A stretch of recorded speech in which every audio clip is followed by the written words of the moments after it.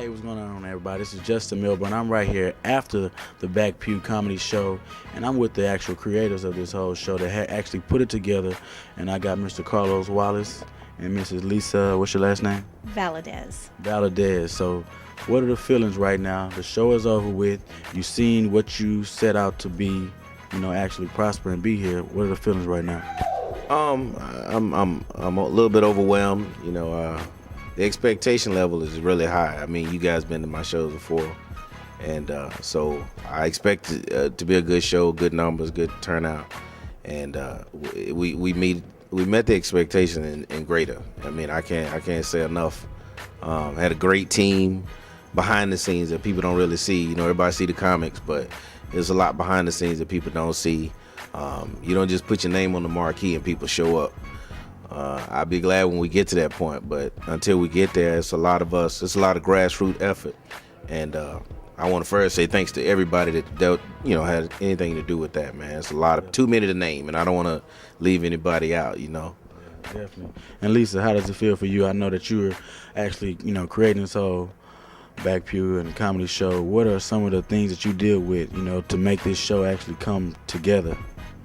Well, this is Carlos's vision, and when he asked me to come on board because he wanted to do something for the community to support education, I had to. That was just I didn't even have to think about that.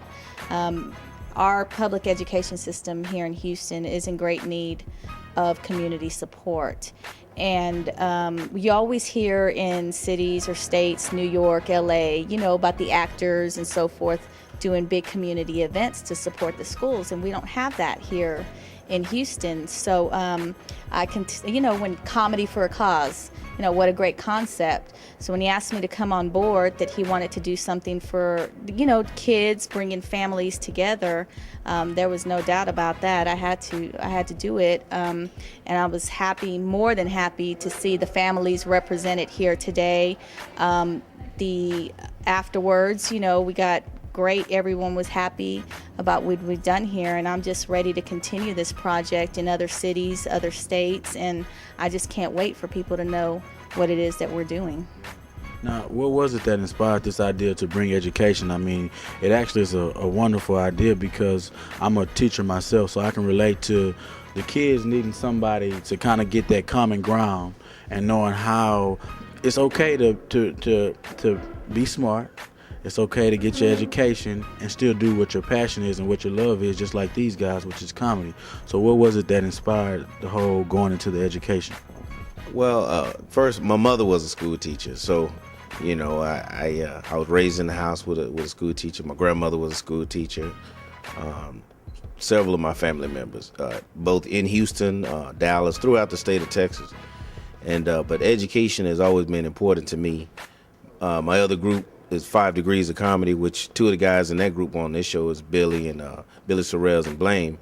The 5 Degrees was developed because all those guys have college degrees and they still do comedy, and to me that's extremely impressive because you get a lot of people in the industry, but the business side is what they're usually lacking. The talent is there, and what I wanted to show younger aspiring entertainers, not just comics but rappers or whatever it may be, R&B singers, that education is still important because it doesn't take away what you want to do on stage or in the booth, but education is still important. And what I would like to do is make being smart popular again. You have kids today and they think, if you're on the honor roll, that's an embarrassment. Whereas when we were younger, if you were not on the honor roll, you were embarrassed. I mean, we wanted to get on it just to get our name in the paper, So, and I would like to bring that back. And also what this will do, I feel like, is give entertainment to 3 generations. The grandchild, the mother, and the grandmother can all come to the show and all laugh and all have a good time. And you just don't get that anymore. You have movies that parents don't want to go to, but the kids dying to go. Movies parents want to go to, but they don't want to take their children. So what can we create that's an outing for the whole family and everybody enjoy it? And I feel like this can fill that void. I like that idea. Now, back to education with you as well. Now, what district are you in right now?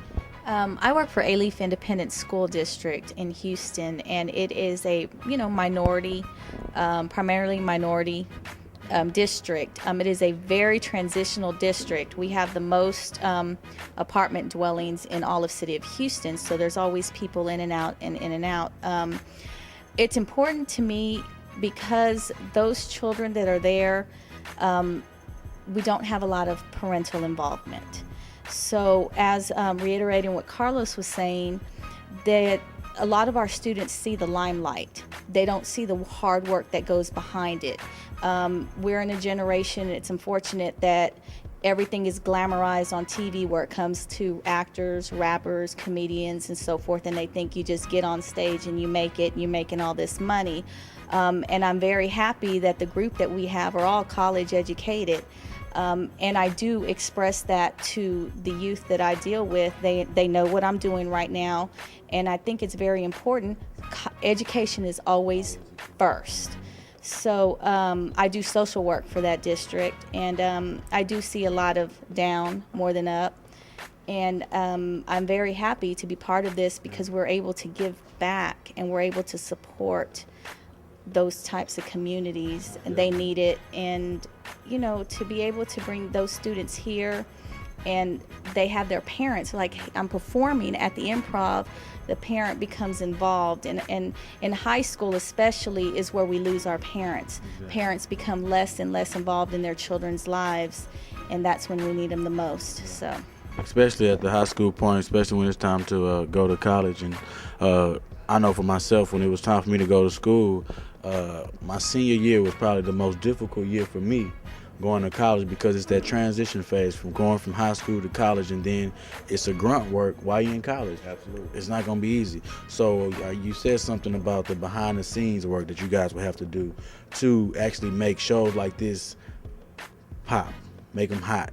See, everybody sees the show right now and they're saying, wow, it's a wonderful show. They're laughing, they're enjoying it. But they don't see the stress of you running back and forth, having to do that. They don't see you going through what you have to do to get the kids involved, because some kids may think that you have to really grab them to get them involved. So what are some of the things you guys have to do behind the scenes of to get a show like this to make it happen? Well, the first thing I do as the guy that's I don't like to say people work for me, they work with me. Mm-hmm. Because if people work for you, you'll always owe them. When they work with you, everybody owns it. Mm-hmm. But I'm probably the face, the head guy, so to speak.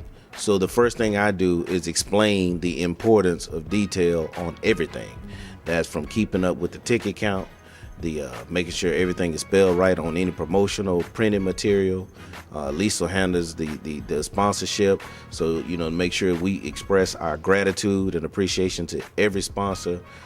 You guys, media people, like she's the social worker for us. I got a question for you, and we're gonna have to cut it short here. We got about another minute. Now, what are some of the obstacles you guys face to make a show like this happen? Ticket sales. That's always number one. Everything is based on ticket sales. We can't give back to the community if we don't sell tickets. These comedians have the funniest jokes in the world. If they tell them in a closet, nobody will hear it. So ticket sales, that's always number one. And number two, getting the word out.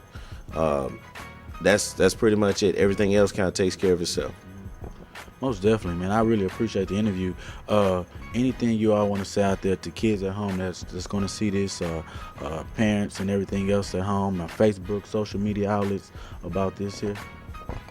Please join our Facebook group. It's the Back Pew Comedy Tour group on Facebook, and look out for any upcoming dates. And that's pretty much it. And you, Miss Lisa? Same thing as what Carlos said, and just focus, school, study. Don't let anybody stop you. Take your dreams away. Just do what you have to do. So right here is Justin Milburn. We're getting you right here, the Back Pew Comedy Show. And as we learned, that education is the key to success. So whether you want to be an actor, a model, a rapper, a comedian, education comes first. So with all degrees, the 5 degrees, we all have degrees, and we are still working and moving into our passion. But we have to remember that education plays a very, very big part. All right? Y'all stay tuned for more, okay? Peace out.